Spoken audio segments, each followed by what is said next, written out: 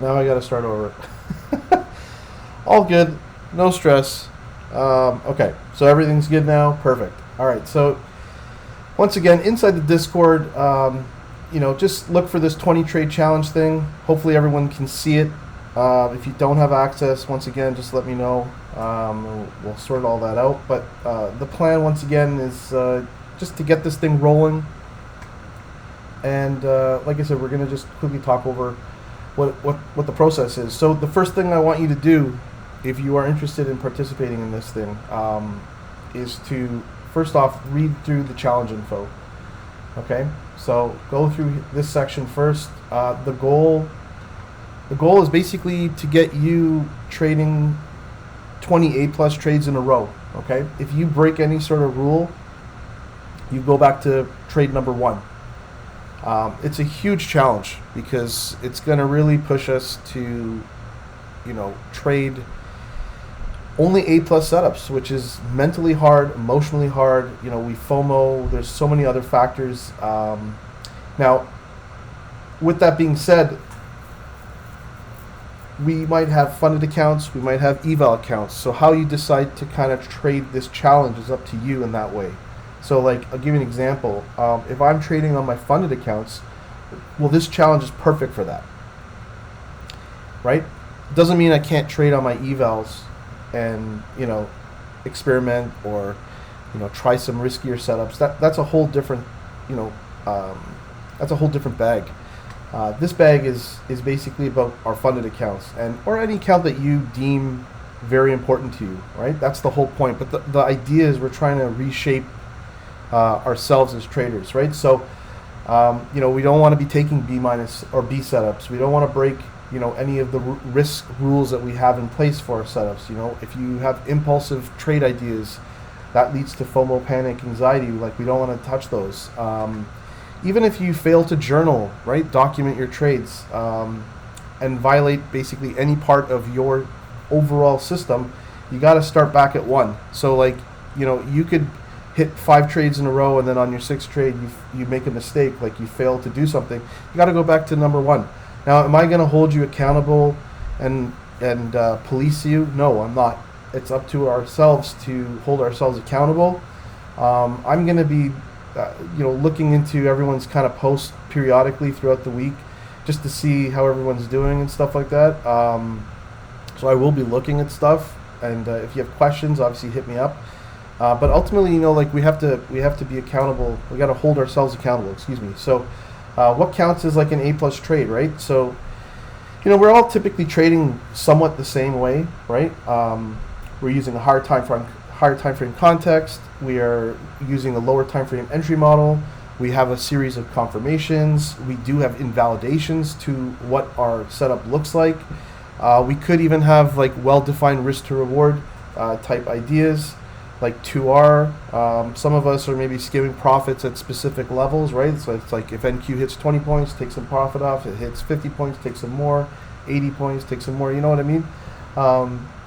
But we definitely have required confluences, right? What define an A+ setup to you? Even things like what your defined session is. Like if you're saying that you are only going to trade the New York AM kill zone from 9:30 to 11, then you have no business taking trades at 1 p.m. in regards to this challenge, right?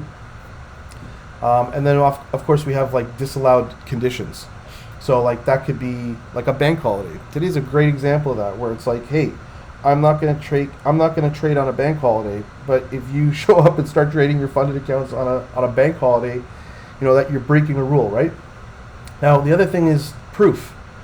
We're going to have a section on the left. You can probably see, where is it? Trade proof, where if you take a trade, similar to it, the whole concept here is just trying to get you to start journaling properly, or maybe I should use the word effectively, because everyone's version of what's proper is different. But so I'll just use the word effectively. Take a screenshot as the entry sets up, right? Like when you get into an entry. This says before an entry, but it could be right when you take the entry. Obviously, you want to take a screenshot after the entry. Maybe make some notes on that chart, like as to what happened, right? You could say things like, minimal drawdown. Price went straight to TP, right? I feel amazing, right? Put your emotions down. Explanation of why it meets A+, right? For me, I have a checklist that's already built in on my, like through the app here, through the indicator, I should say. So like, I don't need to write it down. It's all here for me already, right? So as an example. So if you can't hear anything, I guess you can't hear what I'm saying. You're gonna probably have to back out and go back in. Let me jump in the chat quickly and let this person know.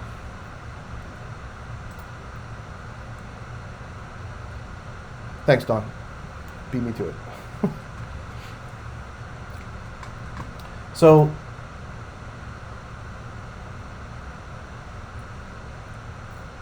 okay, so yeah, like I said, explanation of why it meets A+ criteria. If you're like me, you have a checklist. The explanation's already there. So just make your process efficient, right? Yeah, this is being recorded. No problem. No problem if you can't stay. It's all good. So the other thing is like an emotional rating. Now this might be a little tricky for some people, but while the trade's going on, give yourself a rating. Like 1 meaning you're not feeling very emotional, and 5 you're feeling very emotional, right? Because some trades go straight to TP, and you might say, well, I'm not really emotional, but maybe you're really, really happy or excited, right? Like that's still emotions, right? So if you're feeling like really super pumped up about it, you should put that you're having a 4 or 5 in terms of your emotional rating. That can also be the other way, where it's like, let's say there's a serious drawdown and you're just like, pulling hair, and you're scared and you're worried. That's another example of having high emotion, right? So be honest about it. There's no right or wrong. It's just you're putting it down so you can understand yourself better in those circumstances. And of course your result. Now the win and loss doesn't matter, of course, right? But we got to document what's working and what's not working. Okay? So Razvan's not able to hear, but everyone else seems to be able to hear. I'm not sure what to say. It's got to be probably in this person's audio settings. Something's not there. But I know Discord's a pain in the ass, so it is recorded though, so probably have to check the replay. So now, if you're going to restart, what does that process look like, right? Oh, sorry. Yeah. So what does that process look like? Well, basically, you'll have a form right here that you're just going to copy, and you're going to fill it out, what happened, and you're going to paste it. This is going to occur in the daily check-in. Okay? We'll talk about that in a sec. Okay, Razvan's back. Let's go, buddy. Now you can hear me. So here's the first thing now I need you to do. Oh, sorry. Here's the second thing I need you to do after you've read the challenge info. Is I need you to go into the sign-up process. I've put the form here. I've already submitted my entry, so you can see what I'm doing. But copy this, like so. Put it down here, right, like this. Oops, that's not it. But copy and paste it in here and fill it out for yourself. The second you do this, you're now a part of the challenge. Okay, so this is the sign-up process. I am going to be going through this just to see who's in, who's not. But do this. This is the starting point. Okay, once you've done this, the next thing that's going to happen is every day we're going to show up ready to work, right? Try to get 1% better, as Matt always says. And you're just basically going to use the daily check-in to hold yourself accountable. So this means whether you took a trade or you didn't take a trade, it doesn't matter. You still have to check in. Okay, so when you're in the check-in, you're just going to complete this form. What was your bias for the day? Were you bullish, bearish? A+ setup, you're hunting. You can describe what was happening, right? What you were looking for. Did you set alerts? How many were max trades allowed today, right? Or if you took 0 trades, then your max trades allowed today would have been 1 or 2, right? But that's probably going to stay pretty static for most people. And then emotional state, just like we just talked about, just fill it in terms of 1 being low, 5 being high, and then one thing you're not going to do based off of what what happened today. What did you learn? So fill that out every single day. We're all going to be doing this. I'm also going to be doing this. And then once again, if you have to restart back to trade one, this is the form you need to fill. Copy and paste this with your answer and your reason. There's no judgment here. There's no like shaming or anything negative that way. The whole point is just to get to 20, right? Get to 20. Whatever that looks like, it doesn't matter. The whole point is to get to 20. Now, as more people start to fill in their daily check-ins, and let's say you need access to these pinned forms. Well, they're pinned. Okay, so if you just go back to where is it? Right here.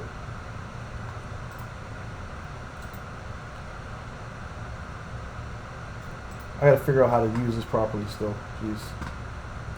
Basically, I've pinned the post, so if you just go to the pin section in your settings, I can do it on my phone. I actually have no idea how to do it on this. I haven't checked. But basically, go to the pin section, and then this will be there, and so will this. Everything's pinned. I believe I pinned it, so if I didn't, you know what, let me just pin it now. Oh, it is, okay, so it is pinned. First message is pinned. So that's the daily check-in. Now, let's say after you do your daily check-in, you have been taking trades in a day. That's where trade proof comes in. Okay, so this is the second thread that's important for us to complete every single day that we actually place a trade. So you have a form here. It is pinned as well to this. Now this says it's locked right now. I'm going to unlock it. That way you can do stuff. I'm going to also unlock this, and I'm going to unlock this. Okay, so now it's all open for everybody to start jumping in. So trade proof, here's the form. You're basically going to copy and paste it once again and just fill it out, right? Like, what trade number are you on? Trade 1 of 20. Maybe you're on trade 10 of 20, right? Whatever it is, put it down. It's pretty, straight up. Your pair, the session, setup, defining why it's an A+ setup. In terms of risk, meaning points, it's just meaning like your stop loss, right? Like how many points is the size of your stop loss. So like when I trade NQ, my stop loss could be anywhere between 10 and 25 points usually. So I'll put that in. Entry, stop, target, these are just the levels. And then in terms of before screenshot and after screenshot, when you make your entry, I kindly ask that you attach your screenshots, okay, in the same post, like a single post. Do not post your screenshots in secondary, posts. Keep it singular. That way your entry is tight and it doesn't bleed over into other posts. It just makes things easier, okay? For all of us to, anyone who's reviewing, to do it. Is there a max file size for submitting both? I feel like there shouldn't be a max file. Well, I mean, I think Discord has a limitation, but I feel like we've all been sharing charts like crazy throughout the Discord with no problem. So it should be okay if you just hit copy and paste from your TradingView chart. Once again, your result, your emotional state, just fill it in as best as you can. There's, like I said, no right or wrong way about this. It's just about a process, right? We're trying to perhaps retrain how we do things. Yeah, 4K AVI format. Yeah, let's not take videos and drop all that stuff in here. It's just a quick pick, nothing crazy. That's funny. Yeah, so that's basically it. In a nutshell.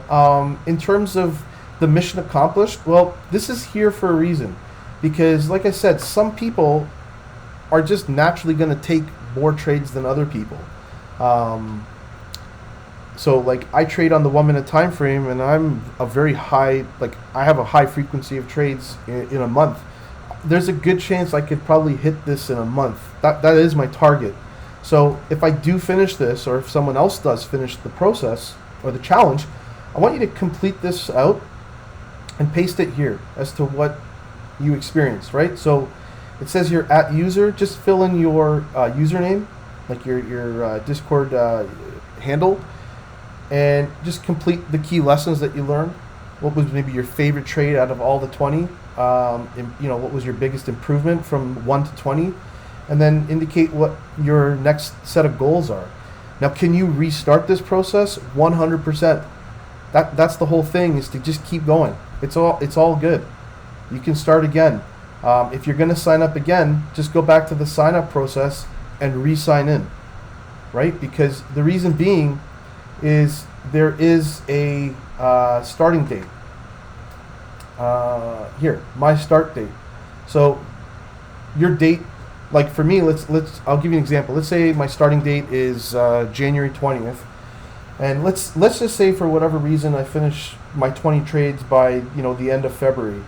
So if I want to start up again, let's say in March, then I'll just put my new start date, March 1st or whatever it is, right? So just, you can completely do this if you finish it again. So that's basically it. It's not overly complicated. Our goal, once again, is to basically just try to improve on our discipline, improve on our mindset, improve on how we handle ourselves during a trade. Some people like to do set and forget. Others, like myself, we are like watching the trade like a hawk, because I gotta skim profits if price hits specific levels, and then immediately move my stop loss to break even, right? So there's an aggressive risk management piece there for myself, but for other people it could be a set and forget 2R or minus 1R, whatever that looks like, and that's cool.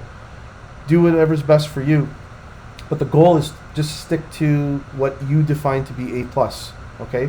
Now the idea now beyond the 20 trades, it kind of blends into the idea of the 2190 program we did in the Unicorn University premium side. Pretty much all of last year, we ran this a few times, and the goal with that was to follow the same set of A plus type habits over the course of 21 trading days, because 21 days to break a habit and form new habits, and then 90 days to create those habits and turn it into a lifestyle. So there's a bunch of us that manage to get all the way to 90, and it doesn't have to be perfect, right? Some days are not going to be perfect, but the whole thing is, after those 90 days, if you look back at where you started and where you were and like where you ended up, there's a very good chance that you're going to have noticed that you've eliminated many repeatable mistakes. You have improved in your trading IQ. You've improved on your mindset. You've probably maybe even improved in things outside of trading, because that was the whole point, was to just try to get ourselves to become better versions of ourselves as traders and outside in real life, right? So that could be things like having a better routine, waking up at a specific time, going to the gym, eating healthy. Maybe you're not drinking as much as you used to. Maybe if you're a smoker and you want to try to quit smoking, like it could be things like that, right? Whatever that looks like. Maybe it's even with faith, right? Like for me, that's a huge thing that has been really, calling for me in 2026. I've always been faithful, but just feel like a much stronger, urge or kind of a push in that direction. So that's personal for me, but whatever that looks like for you, that's all good. It is what it is, but try to figure that piece out for yourself, because also figuring out like why we're always doing this kind of stuff. Like you have to know why. You have to have that core fire inside you that drives you. Otherwise, you're gonna fail, right? So we're gonna have to fight through emotions. We're gonna have to fight through our own,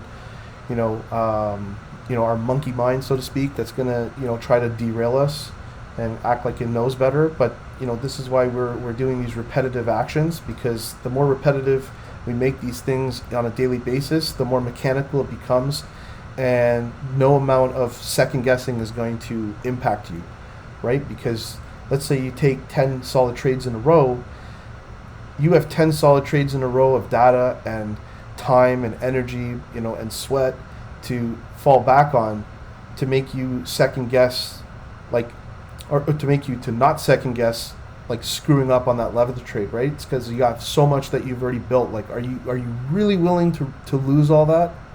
So it's things like that, right, that have to kind of motivate us. So does anyone have any questions? If you do, drop it in the chat. It's fairly straightforward. So like I said, I'm gonna start going through this probably later today and tomorrow. But here's Yarno. Appreciate him joining. First entry, aside from myself. So welcome. Great job. Love to see it. Okay, so no other questions? That's awesome. Let's jump into some charts now. So, another nice setup here. Wow. Lots of stuff going on today. It's supposed to be a bank holiday. What's going on?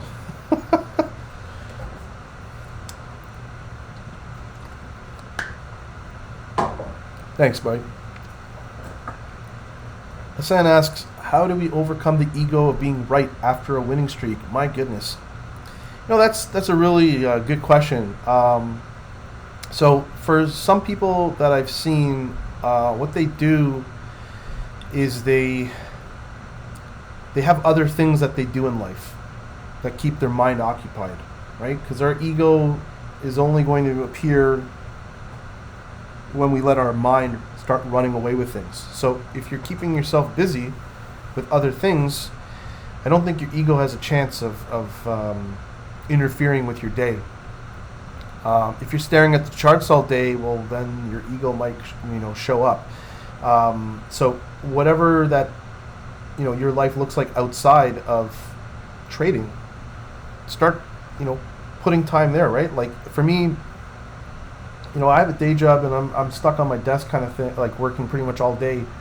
But I'm able to still trade because with trading, I'm actually only really trading. I'm at my desk at 8:30, but I'm actually only trading a funded account from 9:30 to 11:30ish tops, maybe 12. Just because of setups like this where the 11 a.m. New York high gets placed, and then I like to sometimes look to see if between 11 and 12 there's a sweep of those New York highs or lows of the day, because sometimes you can get a nice setup like this, right? This is just an example of what I'm talking about, but beyond that, I'm done trading, right? So you're right, there is an ego part that I might sometimes have to deal with, but I think the way I can also offset it is by journaling. So I'll go in my personal journal and literally write out everything that I was feeling, and similar to what we have approached with the 20 A+ Trades Challenge, where you have the check-in and you have the the trade proof and things like that. You still have to put a lot of that information in there, so it is built in to help offset that. I think on a more day-to-day basis, I would just say focus on being grateful, man. Focus on being grateful. For like I said, for me, there's a lot of faith involved with my feelings of being grateful for things in my life. For you, it could be different, but I would just look at that, right? Be grateful for what we have. Be grateful for the ability to have a winning trade, right? To even trade at all. A lot of people can't even trade the session because they're in a day job that doesn't allow them to, and something as simple as that we take for granted. So, and there's other reasons too, of course. Don says bank holidays are always the days where the PA is the cleanest. Exactly, my friend. This is the thing that causes FOMO, right? Because we'll watch this and go, oh man, next time I'm going to trade it because I noticed the last time it was clean. And then you get into a losing trade, and then you have yourself to blame, right? But that's why I like to just kind of study these trades. Another thing you could do is trade an eval during this time, right? Like an eval, there's no real risk, compared to say a funded account, right? So a trade like today would have been a great trade to take on a funded account, but it is what it is. 17 says, sounds stupid, but yeah, staying preoccupied keeps you out of silly, desperate positions. Yeah, shutting it down, man. If you're able to, show up to your session, maybe you make the trade, you journal, shut it down, turn it off, go do something else, whatever that is. Play video games, go watch a movie, read a book. Maybe you're working on something else, another job. Maybe you are working on a project. Whatever it is, hobby. Take care of it. Mindfulness. That's another really good concept. Mindfulness allows us to be present. So as we're doing various things in our lives outside of trading, give yourself fully to that moment. And I'm not trying to get all spiritual or new age on anything with anyone, but I think those concepts do hold a lot of weight. At least I can speak for myself there, and I'm sure for yourself too, because you posted it. All right. Anyone have any other questions? Anything about any trading things you guys want to talk about? I mean, I have things I can talk about trading-wise, but I'll just throw it back to you first. See where everyone's at. I'll grab a swing of water.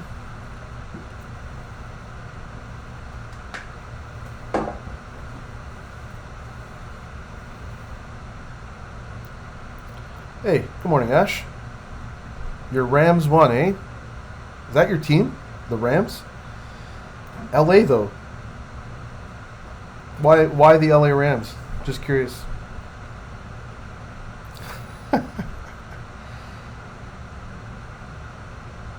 That was a really good game yesterday with the Bears. Oh my God, that touchdown at the end! Holy moly! He literally just Hail Mary that thing into the abyss, and somehow that guy was just standing there waiting to catch it. Unbelievable. That was pretty wild. But they still lost. It reminds me of the Bills, which are my team. The Bills and the Lions are my team due to geographical reasons, because I live in Toronto. And we don't have a team here, of course, so. Best team, yeah. Makes sense, yeah. That's cool, man. So yeah, let's talk about NQ, man. You know what? I'll just clear my chart and I'll show you, what I was seeing and what I was thinking about this morning when I showed up to trade. I say trade, but I mean study. So let me just back this up to the open. So there it is. That's the open. So I mean, the first thing I looked at when I showed up to the chart, it's a huge line in the sand for me. I'm going to keep talking about this every single session we have. But I immediately look at the daily EQ of the range, and I use this indicator called No Duplicates Interval Rangey and EQ. It's free. I just adjust the settings, have everything turned off except for the daily EQ. The reason I have it on is because it is my line in the sand to determine my own bias for the day. So if price is trading below it, I'm going to typically have a bullish bias, and if price is trading above it, I'm going to have a bearish bias. So this morning when I woke up, price is well below it, my bias is bullish. So once I have my bias in place, the next thing I start looking at are higher time frame levels. Now, one huge thing that stood out to me from the open was the gap, right? Like, these gaps are usually massive magnets for price action, right? In terms of like a draw on liquidity. So we have a new weekly opening gap here. I was really observing this. I didn't know, I don't know when it's going to get filled, but once again, that's the draw on liquidity for me. So when I was looking at the H4, the first thing in terms of level that comes to mind is right here. So I just marked this off, H4. This is a sell side liquidity level. Okay, and beyond that, here's 2 to 6, and then here's 6 to 10. That candlestick, these two right here. So I'm just going to then move to the hourly. And the reason I'm going to the hourly is I'm just fine-tuning any sort of level down here. So what does that mean? Well, here's 5 a.m. That is a hourly level, just based off what I'm seeing right now. So that's another sell side liquidity level. So I'm just going to mark that down. Okay. Now, obviously, there is an FVG here, right? There's a bearish FVG here. But here's the thing with bearish FVGs. Not all FVGs are weighted the same. Okay. Vic, this is recorded, buddy. This session's recorded. Sorry, I'll just quickly digress for a sec. This session's is recorded. It's recording right now. And in terms of the previous sessions I did, which were on the 15th and the 16th, those have been added to my YouTube channel. They are unlisted. The links to those unlisted videos are available in my channel inside of AshCap. I have a thread called Livestream. So if you just search, you'll find it. They're both there. And like I said before, like I said earlier, those videos are exclusive for us, right? I'm holding these Discords, privately with our group here, and I want to keep it private in that way. So they're for this community.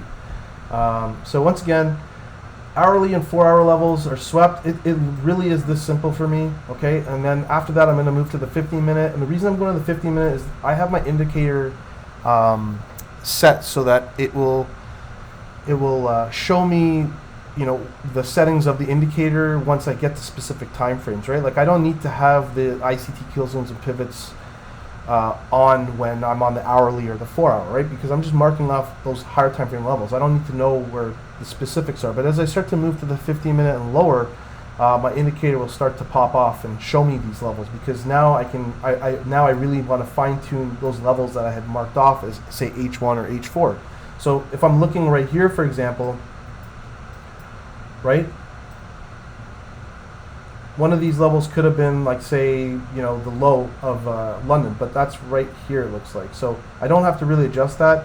This H4 level has technically already been swept. That's fine. I'm still going to keep it in there. It's all good. But you can see right here now I have London high, I have Asia high, right? So these are other draws on liquidity that we know, right? These are classic levels that always come into play. When I used to study off of an amazing trader, I learned so much from him, and he's one of Ash's friends, I guess, or they initially, like many years ago, were trading with one another. So the trader's name is Tyler, and I know that a PDF was put out by both of them with the unicorn. It was my introduction to the unicorn. It was my introduction to Ash. I actually knew Tyler before I knew Ash, in the sense of like as an influencer or whatever. But yeah, rest in peace to Tyler, 100%. God bless him and his family. But the reason that I bring him up is because his Twitter is still around, but the one massive thing I learned from him at that time was when price starts to sweep liquidity at the open. One thing I always used to watch him do was he would always talk about how the Asia and the London session highs were the draw on liquidity. So if price were sweeping the opposing side of liquidity on the sell side, that reaching for Asia would be the next draw on liquidity. So, for me, as someone who's learning more about, draws on liquidity, that was new for me. I did not even know that Asia session high or London session high were a thing, right? But they are. So we're all on different, parts of our journey, of course, right? But maybe if you didn't know about that, well, now you do know, and it is something that you can go back and start studying on your charts. But this is a big reason why I mark it down, right? And I'm not going to lie, I always am going to remember Tyler because of that. So every time I put Asia high down, I always think of him, because he always used to look for Asia highs. So it's funny how we remember certain people and certain things that happen in our lives. I didn't know Tyler, but I studied incredibly, an incredible amount of time off of his charts and going through his Twitter, right? And of course, I've done the same thing with Ash too, even before I met Ash. Like I was like stalking all of his material and the YouTube and just trying to devour as much information as possible. So now that I have those levels marked off, now I have, I understand where that liquidity is, right? And of course, we have the massive NWA. Now I don't have to adjust any other levels like previous daily low or previous daily high, because they're way up here, right? And of course they're way up here because we have the massive NWAG and we had a gap down. So that makes sense. So that means when the session opens, right? So here is 9:30 right here. I'm just going to backtrack 2 seconds just so we can see. My job is pretty easy.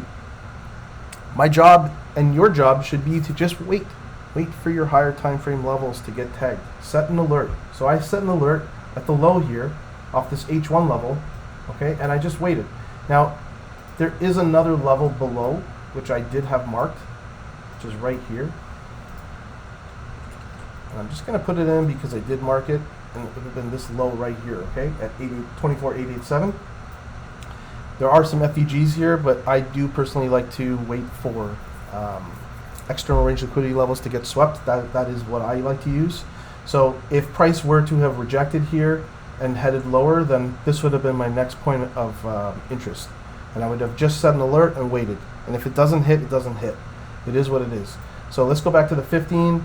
Let's go back now to the 1 minute. And once again, just observe what kind of transpired at the start of the session. So let me just go back. So here we go. Market opens and price starts moving lower, right? So we're seeing price moving into those sell side liquidity levels. I'm on the 1 minute time frame. Now the thing with the way I trade with IFVGs is I'm looking for FVGs that are a specific size. So in terms of points, so I'm looking for things above 5 points, but ideally, I'm looking for like 10 points if I can, but it's okay if it's like not 10 points. Anything above 5, I'm pretty much okay with. But the other thing with it is, I don't want to see, I'll give you an example, like I don't want to see this, typically. Now, this can sometimes work and sometimes it doesn't, but it's just to keep me safe. But you see how there's like loads of FVGs here? These are non-singular, so like basically if I'm trying to catch an FVG setup, an IFVG setup, I typically won't take something like this because I don't know where price is going to reverse from potentially. Like it could reverse from any one of these draws on liquidity. So what I like to do is wait for singular FVGs, right? So when the IFVGs confirm, there's no other internal range liquidity above where price could immediately reverse, right? Because I'm trying to get profit, right? I'm trying to, see NQ run 20 points, 50 points, 80 points, 60, whatever it is. But in order for that to happen, like I need to have that drawn liquidity, as 1700 just said. Like I need to see it be in a certain distance away from my entry. So as this is happening, these are the things that are kind of running through my head, right? You always got to know where your drawn liquidity is, no matter what. Right, like I can have my absolute higher time frame drawn liquidity, which is way up here and into the NWOG, but doesn't mean price is going to go there, right? That's just like a higher time frame overview of things, right? Like similar to how one might look at the daily time frame and make some sort of a bias based off, say, ERL to IRL or IRL to ERL. It's along those lines, right? So now that we're on the 1 minute and price starts sweeping, I'm also observing what ES is doing, right? So I just switch my screen here. I'm just going to get rid of these indicators for a sec, just to clean up the chart. Okay, so as NQ starts to sweep here, what I noticed was ES hadn't swept London low yet. So whatever is happening, I just would rather see ES sweep London low before I do anything. Okay, and then we end up getting that sweep, right? So don't force anything. Just wait for conditions to be fully met, basically. So as I'm looking at the 1 minute and the 2 minute, the 1 minute to me has nothing of value. Okay, why does it have nothing of value? Well, it has nothing of value because you see how all of these candlesticks, there's just wicks. There's no clear FVG there, right? There's no clear IFVG that could be formed if the price were to aggressively move in the other direction, which we're kind of seeing here. So when this starts to happen on the left, and I know I'm at a very good point in terms of a hard time frame POI, because I know London low has been swept on ES. So I know that there's a very good chance that if ES can start showing some strength here, it's going to pull up NQ, right? But because there's no real setup on the 1 minute, I'm going to move up to the 2 minute. And this is something that I do when there's nothing clear on the 1 minute. I move up to the 2 minute, and I might even move up to the 3 minute. Okay? Now the problem with moving up to the 3 minute though is you now have to wait 3 more minutes. And if I want to chase the entry, chase just means like a market order entry before the candle closes to confirm what maybe I already know is going to confirm because there's only 10 or 20 seconds left in the candle. And yes, there is a risk it could go and close back below, of course. But you know, when you see strong momentum, it's okay to sometimes take that risk. So for me, I was looking at the 2 minute, okay, and you'll see I don't have the indicator on. I'm just going to turn it on right now, just because it annotates things much easier for me, then I don't have to draw it in. So I was watching this FVG here, and once again, in terms of size, this one is about 7 points. So I'm okay with that. There is another FVG just above it, right? So now that makes the series of FVGs about 16.75 points. So that's a pretty big series of FVGs, but I would just consider this. Now, the thing is, you see how strong price is moving here, and you see how strong price is moving here? This is exactly what you want to see, right? One of my big rules is, and I'll pull this up right here, is, let me make this a little bit bigger. So, obviously the New York AM kill zone, I want to see a major liquidity sweep, which we get off these sell side liquidity levels. I want to be on the right side of premium and discount. That's what I have that yellow line for, right? Remember, it's showing me the daily EQ. Let me just do this so that you can see the screen a little bit better. Okay. And then in terms of instant reaction, well, instant reaction basically just means like, what did price do when it reached the higher time frame sell side liquidity level? Instant reaction is like V, and that's what you got here, right? We didn't have massive consolidation. Now this is why I moved from 1 minute to 2 minute, and sometimes I'll move to even the 3 minute. But ideally, my goal is to take that trade on the 1 minute or the 2 minute tops, because what ends up happening is the IFVG gets placed higher, and it doesn't mean it's a bad thing. It's just a personal preference thing. So if I look at this on the 1 minute once again, right? This is not showing me an immediate, instant reaction, even though it does eventually have an instant reaction or some sort of what we would define as instant reaction. But if I move to the 2 minute, it's significantly cleaner, right? It's very clear. Now the next part to this is strong momentum. Strong momentum for me just means when price has that instant reaction at the higher time frame level, is there strong momentum going the other way, right? Is there strong momentum breaking through the FVG to confirm the IFVG? If there is, then that's a check, right? Now, in terms of clear draw and liquidity, we already discussed that at the top of the setup, because we already knew Asia high, London high, the daily EQ is above us, the NWAG is above us. There's loads of liquidity above for price to reach to. So there's no issue that there's a draw and liquidity there. The question now is just how strongly or how aggressive do we close above the IFVG? And when you see 3 candlesticks like this, I mean, that's pretty much A plus to me, right? Like, I mean, it doesn't get any more A plus than that, because there's no consolidation inside of the IFVG. It's just a clean, smooth break. So for me, as I've shown many, many times, this is a market order entry right here. Okay, now I'm just gonna flip back to the singular NQ chart, but before I do that, I just want to show you one other thing.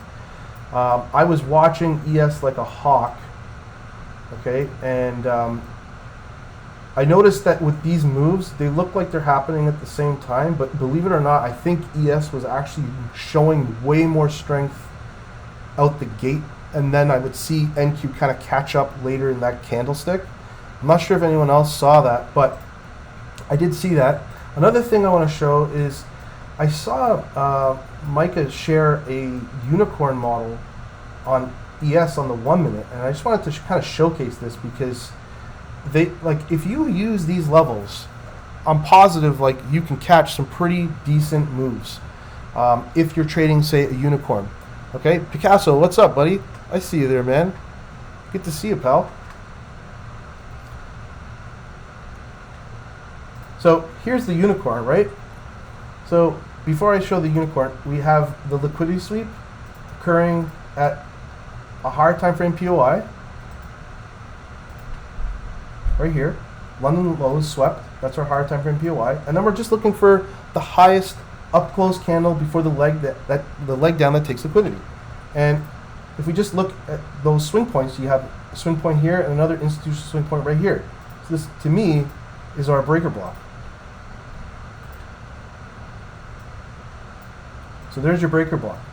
Now, the thing I'll tell you about unicorns, and this happens sometimes, and sometimes you're going to have to make a decision on how you want to enter this thing, right? But two things. As this unicorn is forming, it confirms the second this candlestick closes above, okay? So right here is the FVG. I'll just mark it down. We're on FVG, okay? So there's the FVG inside the breaker block. We have the liquidity sweep. It's happening at a higher time frame POI, and now we've identified the breaker block. The thing is, when you have a setup like this, and I used to get confused about the unicorn this way when I was learning about it, like basically when I first started learning about it, I would think that I needed to use this FVG up here as my confirmation. And I just want to show that, right? So you have an FVG here and you have an FVG here. I actually wouldn't even consider this because it would slip my mind, because I'm only looking at what's happening in real time and what's happening closest to where the price is actually at, and I would kind of miss this. So then what happens is, as price creates this FVG, it confirms it technically off this candle. So then I'd be like, okay, set my limit entry at the breaker block, but guess what ends up happening? It never comes back down, right? So this is actually an error or a mistake that I used to make. And the only reason I'm bringing this up is because if you're making this mistake, I'm hoping you don't make this mistake in the future. And why is it a mistake? Well, the reason it's a mistake is because the FVG that forms inside the breaker block is actually right here, okay? And it never gets filled. So if this had been swept through, right? Like let's say price had swept through here first and then started to go higher, right? And then created this FVG here, I would not then be using this FVG. I'd be using this FVG. But because this FVG was unmitigated and price starts to break away, as Nauset Up No Trade says, what ends up happening is this candle right here at 949 confirms your unicorn model, which then means if you're trying to place that limit order entry, your entry literally happens on the next candlestick, and it happens super, super quick. So you really have to be right on your chart, everything set up with your finger ready to go if you're trying to look for that limit entry. The other way about this, because sometimes I would set that limit entry and it happened so fast I never got tagged in. This is the other thing you can do. It's something called a market order. There's nothing wrong with taking a market order. Okay, don't ever feel like you can't take that if you've missed your limit order because, for whatever reason. If you feel like you've set the trade up, you've marked up everything on the chart, it's a A+ trade for you, but for some sort of technical reason it doesn't tag you in, don't hesitate to market order entry in, okay? However you define that risk though is up to you. You have to figure out what that looks like, but don't have fear in getting in the trade, because the last thing you want to see happen is you get front run on a trade that you should have got tagged in on, and then it goes straight to TP. It was zero drawdown. And the only reason I'm also saying this, because once again, this is something that has happened to me when I used to trade with limit order entries. It used to happen frequently, and I don't even know why. Sometimes it could be because I wasn't fast enough. Okay, that's my fault. But sometimes I had the limit orders there, and it just never took it. It happened so fast. So in those situations, I used to kind of be stuck because I'm like, I can't take a market order entry. It goes against my rules. I think in these situations, we got to think a little bit more clearly though, right? Price did hit your level. You just didn't get into that trade based off of a technicality that might not have been your fault. And even if it is your fault, you can still get in the trade, right? You could still get in the trade here. Maybe you take, instead of taking a full size position, maybe you take, a half size or a 3/4 size position. And that way, in case price does end up going lower, you can dollar cost average with the remaining amount that you're willing to risk that defines a full risk position, right? And that way at least you're in the trade, because if you're at least in the trade and price doesn't come back down like it did here on ES, at least you can still capture this, right? So beautiful unicorn there on ES. I was watching the strength. Let's get back to NQ. When I go back to my other screen. So I'm watching this on the 1 minute, not seeing much happen. Then we start getting these aggressive candle closures, right? So I'm on the 2 minute, I'm on the 3 minute. Now, the only reason I would ever go to the 3 minute is if the 2 minute looked like how the 1 minute looks. So the 1 minute looks like this, right? Very choppy, not really showing me much to work with. If I go to the 2 minute, significantly clear, well-defined IFVG, above 5 points. I think there's like 7 points we said. And at that point, I don't need to use the 3 minute, okay? Now, I did see that there was an FVG here, okay? And I didn't know if price is gonna like close over this, but this is not a series of FVG candles similar to how this was. Or was that, oh, right here it is. Right, like this, right? It's not like this. It's just a singular FVG up here. It's pretty small, and it's connected to the lower FVG here. So in terms of how I trade, the second price closes over this, right? This is an easy entry for me. And seeing the strength, it's amazing. So where would my stop loss go? Well, it could go either, you know, below that same candlestick, but ideally it just has to be below the FVG. You know, I'm typically looking for, like I said, like 10 to 25 points in terms of a stop loss. For me, personally, I think I would have set it probably around here. That's just my personal preference. That's what I would have done, just to give me a little bit of extra wiggle room, just in case. And then in terms of TPs, well, as I talked about in all my other videos, like around 20 points or that first kind of clear drawn liquidity off of the lower time frame would be the first level where I start to skim profit and I start to move my stop loss to break even, right? And then the next level would be a bit higher. And I could easily just move this higher to see how many points that is, right? So that's about 43 points. And then, you know, there's a level up here too, right? Now, the thing with these types of TP levels is I'm manually exiting my trades and skimming, okay? And I'm doing this through TradingView. So like if I'm obviously in a long, I need to hit the sell button and I'll adjust my contracts, right? And then I make sure that the setting is set to one-click trading, right?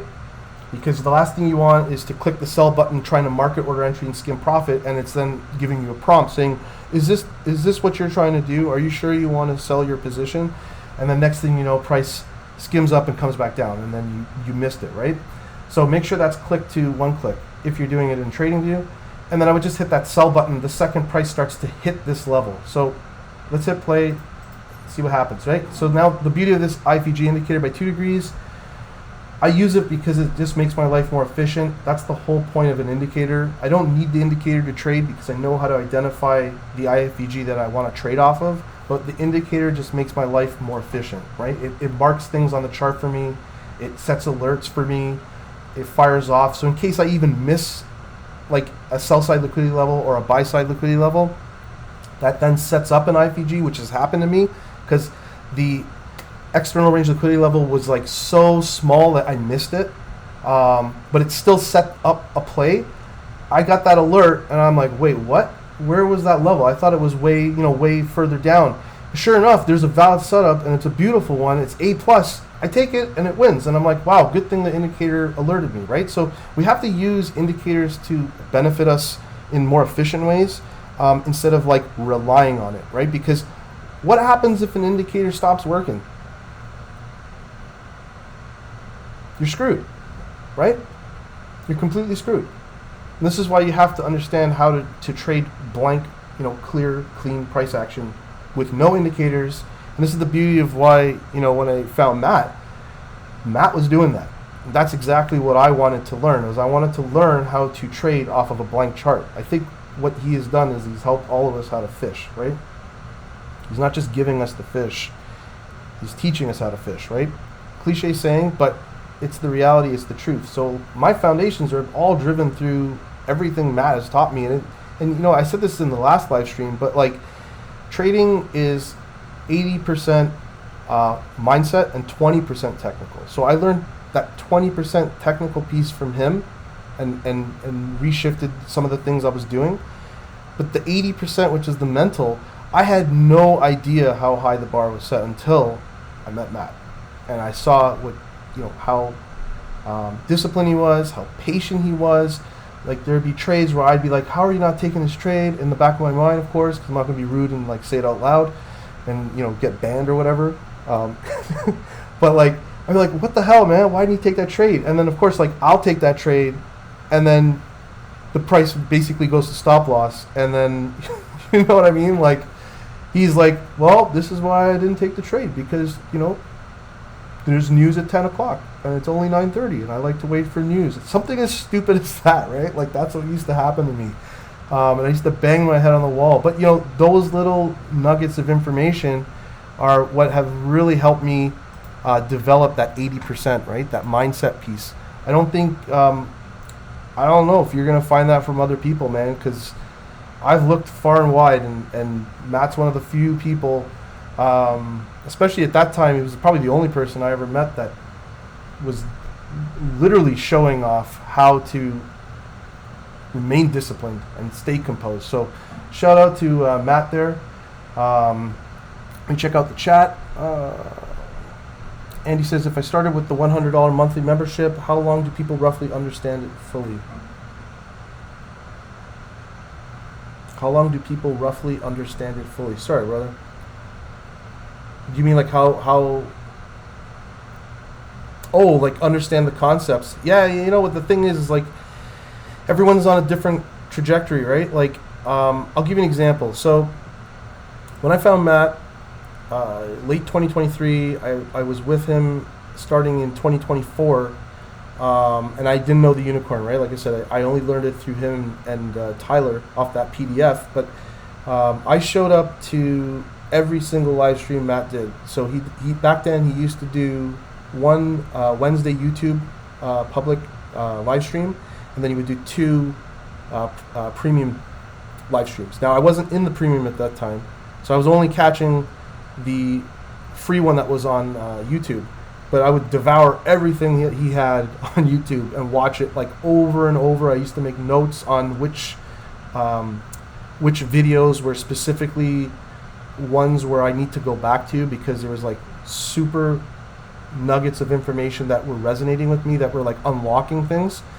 I think if you're someone that's able to show up every day, then of course your learning curve is going to be faster, right? Like, and this is why I joined the Unicorn University back then, because I needed to accelerate my growth. Like showing up to see him talk every Wednesday was not enough for me at that point. I had gotten to a point where it's like I need that daily, hit, right? Thanks, Picasso. Peace out, brother. And by the way, everybody, check out Picasso on YouTube. Check him out on Twitter too. He's got solid information. He also trades the unicorn model, and overall a great guy. So check out Picasso. I'm sure he's got his links in his profile. So I think it just depends, once again, Andy, on how much time you're willing to spend, right?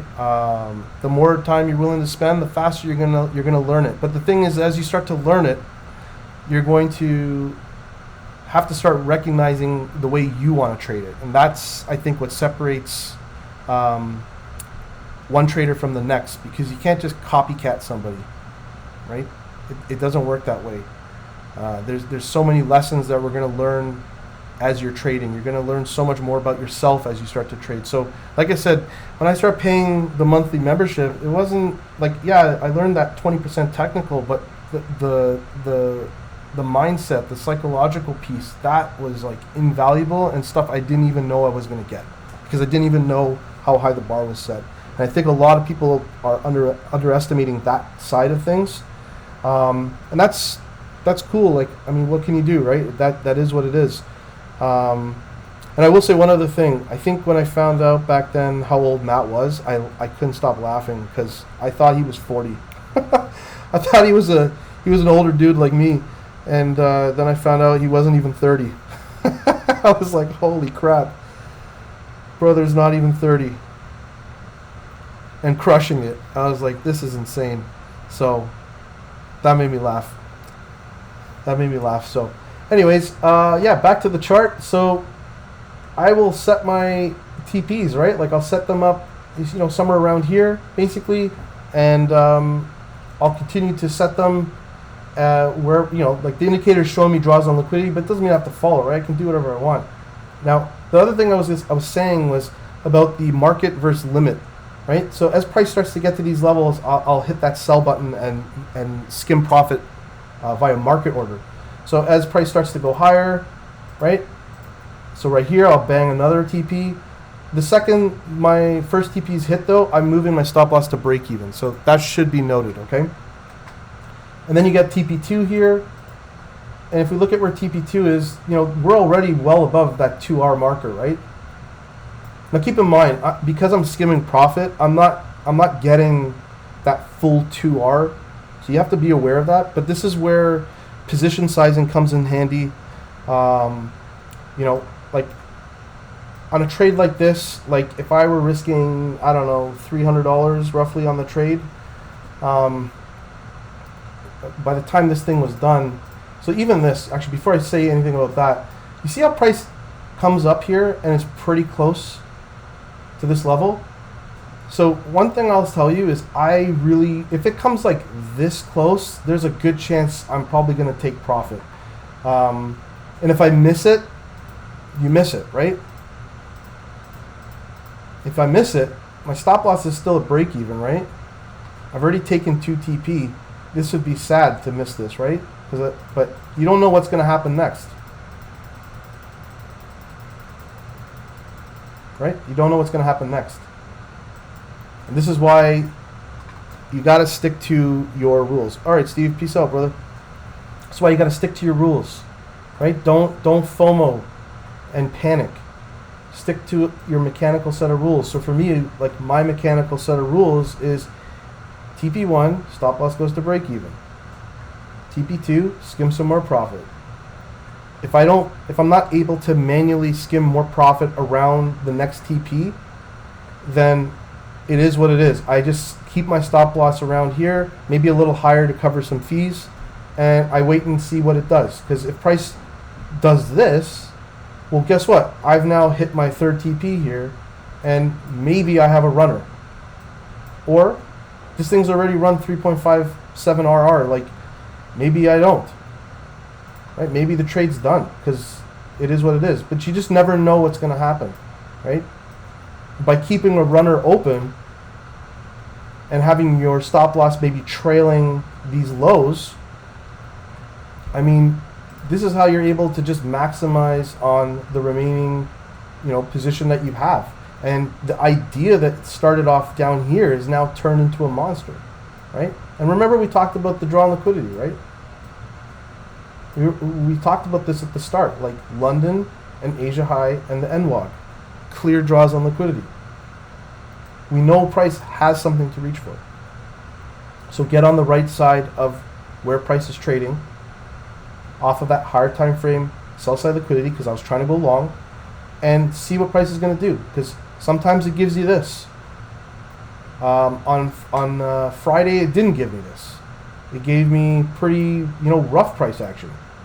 And I'll just quickly go back to that for a sec, just to show you what I'm talking about.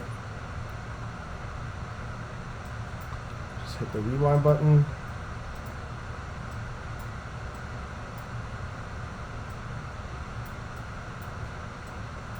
So there's a couple of setups here. Now, I just want to showcase one other thing I talked about earlier, which was the singular versus non-singular FVGs.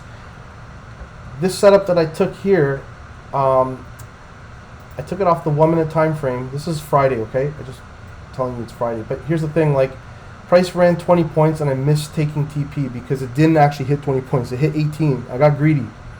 And then I thought maybe I can still catch it, and then next thing you know, it didn't, and the second price started closing below the IFVG. That's when I just manually closed for a half size loss.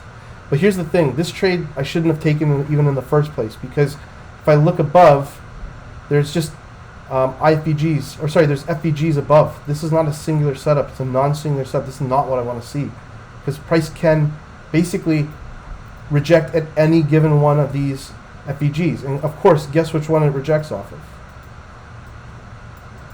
The very first one, right? So this is why I don't like looking at setups that have this kind of like a spike down with large gaps. Now the second setup that happens down here, much different, right? Much different. I ended up just kind of, I'm not gonna lie, I kind of FOMO'd in a little bit. But if you have access to like a 30-second chart, I'm sure there was a clear setup there. I'm only able to show it off the 1 minute, but this was an easy TP1 stop loss to break even. And once again, the reason I go break even is because you just never know what price is going to do. Look, price hits TP1 here, around here, stop loss goes to break even. The next candlestick would have wiped me right out had I not done that. Okay, and then price continued even lower. And on the 5 minute, there was that other setup that formed right here. This was a nice setup too. The only problem for me with this setup was that it didn't sweep. I thought it was going to sweep the PDL. It only swept this H1 SSL here. I think with ES had already actually run a very key level. So that's what caused that turnaround. But point of the story is, sometimes you're going to get shit like this, and sometimes you're going to get shit like this. Right? You don't know what the market's going to give you.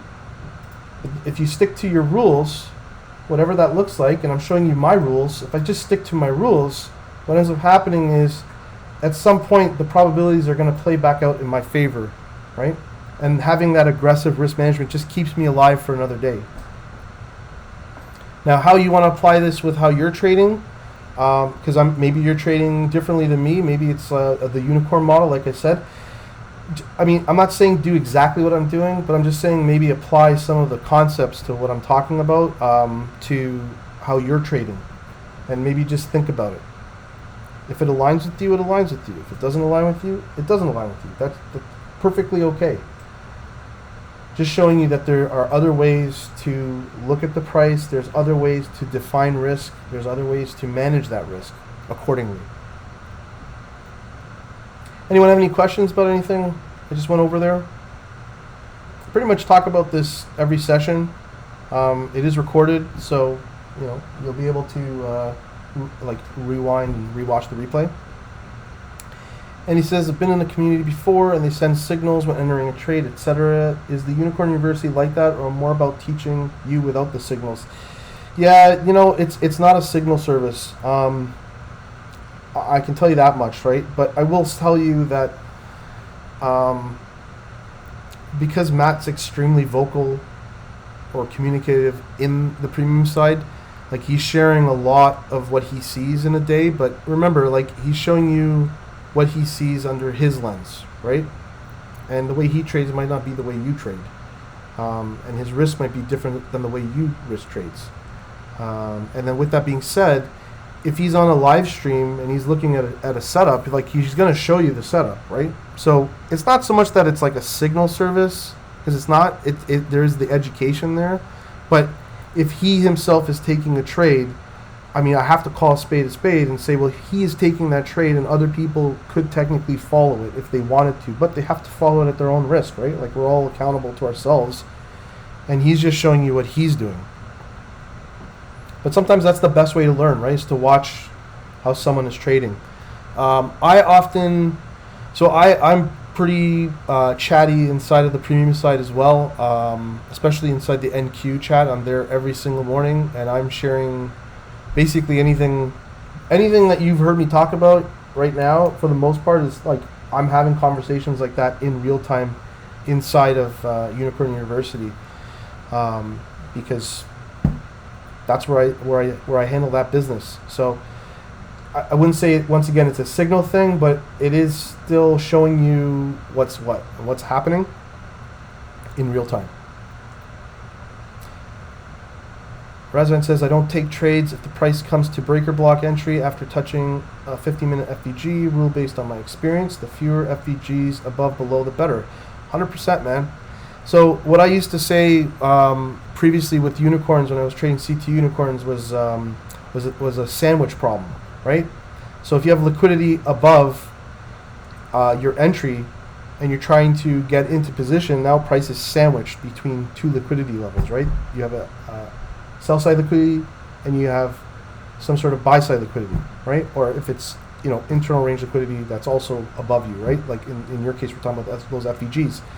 So those used to cause me headaches as well. So I don't think it's a bad idea, right? And I think also with what you're talking about with price coming back or coming to the breaker block for entry after it's touched the 15-minute FVG on the opposing side, I also agree with you there, because if price has already reached an opposing liquidity level, peace out, brother, then technically you're not trading off of an aligned higher time frame level anymore, right? You're going against it. So I do agree with you there, Razvan. That's a good insight to make. And that's the thing with even these types of setups, right? Like if I miss this setup, like let's just say I miss this setup and price then hits this, like let's say I miss this entry here and then price runs up. The second price hits this area here, I can't take that trade because it's already hit liquidity levels that are my drawn liquidity, right? So I totally agree.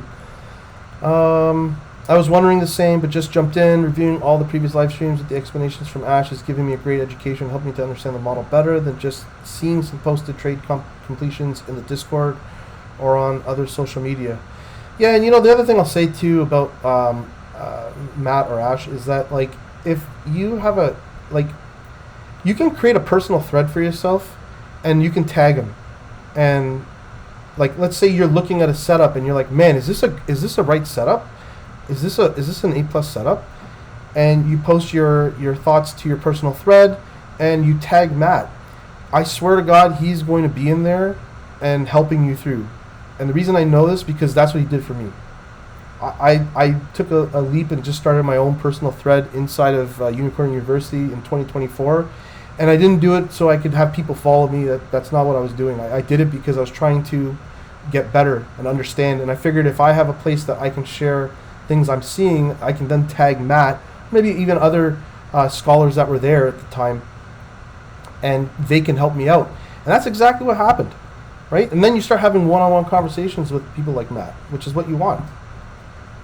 So you do get that, and I do find he's really good with showing up to answer everyone's questions. He's around he's like inside.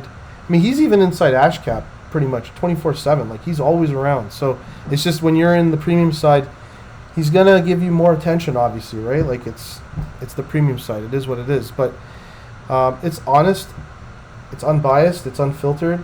It's real. Similar to kind of like how I talk to you guys, right? Like I'm not bullshitting anybody. I'm personally not trying to sell you anything. Like me personally, like I'm just showing you what it is. I'm not holding back. And Matt does the same thing. He shows you everything. He doesn't hold back. Right? So hope that helps you out there, Tracy. And I hope that helps you out as well, Andy. All right. So if anyone has more questions, drop it in the chat. If you don't, I think we'll end it there. It's been going on for about an hour and a half. Price is still grinding higher, which is cool. And yeah. This is interesting, you see? Really super interesting what happened on this setup. How it came back basically rejected. But once again, this is actually this is a beautiful example of what I was talking about with those FVGs. See how price set this bearish setup up? But look to the left. Right? Look to the left. Imbalances. Which one is price going to react off of and flip the other way from, right? This is non-singular. So this is what I don't want to be trading into, right? So even if this looked really good, because it's bouncing, it's coming off the daily EQ, there's a buy-side liquidity level that it looks like it's swept. The problem is the FVGs. Ashley says, just one with the indicator. Is the checklist indicator customizable? 100%. Yeah, so here, why don't I show you? I mean, this is the one I use. I mean, there's so many that you can use. This is the one I use. So checklist by Taz FX with the trade score. I liked it because it had the score, truthfully. But what you can do is you can, obviously you can pin it to a specific symbol. Obviously aesthetics. You can change the header. So, if I give you an example, like let me show you what I mean. Like let's say I want to call this Kira's checklist. Kira's checklist. Obviously you can change the aesthetics like I said, but then these rows, look, there's even more rows, right? So I do have an SMT here row, but it's optional, so don't really put it on. But if the setup has SMT, I'll add that on like this, and you'll see it'll show up here. Oh wait, see how it's, okay, so another thing, I put row 7 tagged on, but the number of visible rows is 6, so I have to actually do that. There, now it's there. So let's just say I take a trade and it doesn't have SMT, it's dropped me down to 86%, right? Let's say there's no drawn liquidity, 71%. No momentum, 57%. So pretty rad indicator in terms of the checklist. I think it's amazing to have something in front of you at all times so you know as a reminder, logically, like what your A+ looks like. Badri says, sorry, what's your EQ setup? EQ setup, simple. So daily EQ, I'll just show you the indicator as well. These are all free indicators, by the way. The only paid indicator I use is the IFVG Pro indicator by 2 degrees. That's the only indicator I use that's paid. If you want that, just click my link in the bio. I have a link there to their WAP so that you can get it. But this is basically the indicator I use for the daily EQ, no duplicates, interval, range, and EQ. And the only thing I do with this setting-wise is I have everything turned off, okay, except for the daily EQ. Now, if you want to see how to put this on your chart, I made a little short video on YouTube off my phone. I posted on my channel. It's in the shorts column or section, and it just kind of walks you through what I just showed you here. So if you ever just need to kind of quickly go back to see what's happening, just check out my YouTube, check out that short. It's all there. I showed you how to put it on, and then even showed you a little bit of price action to show you how it moves, because it does move based off of new highs and lows that are made in the session. So I'll show you what I mean. So if I go back here, so it's set here. Let's see if it moves.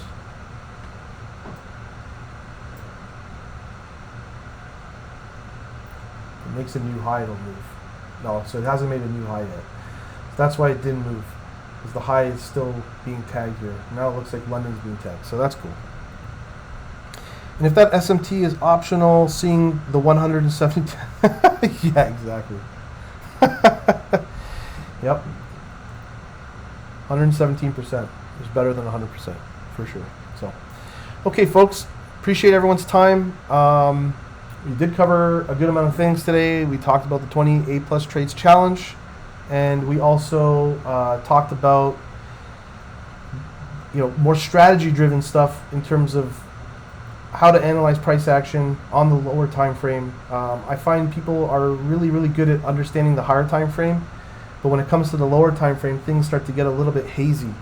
So that's why I like to really focus on the lower time frame, because that is where you're going to be doing your execution. So you really need to know what price is doing and how to kind of read it a little bit better, perhaps. I know this is something that was really important to me. I think after I started learning with Matt, I was just trying to find more ways to educate myself on the lower time frame, and this is what drew me then to other teachers and other influencers that you probably all know by now, right? Like T-Trades, a pretty popular guy. But I learned a lot about C3 expansions because of him, and how to understand order blocks and things like that. That for me, that knowledge came from him. So don't limit yourself in terms of people that are around you, that are sharing quality information. It never hurts to learn, but at some point you're going to have to stop learning, because there's just so much you can learn, and you have to start applying. And when you start applying, then you're going to start to see where the pieces fit for you specifically, because what the pieces that fit for me might not be the same for you, right? and vice versa, for you to someone else. So keep that in mind. And if you have questions about anything, feel free to drop me a line in the chat. And then once again, make sure to get onto the 20 A+ Trades Challenge setup. Get on the sign up. And we're going to be starting this thing tomorrow. And I hope that you will be a part of this with me. All right. Peace out, everybody. Thanks for your time. And I'll get the recording out for everybody in the live stream section. So make sure you're following me there too, because I'm just going to drop it there. If you're notified about it, then you'll know. If you don't have me set to follow on that live stream side, then you will not know that I just shared the video. So peace out.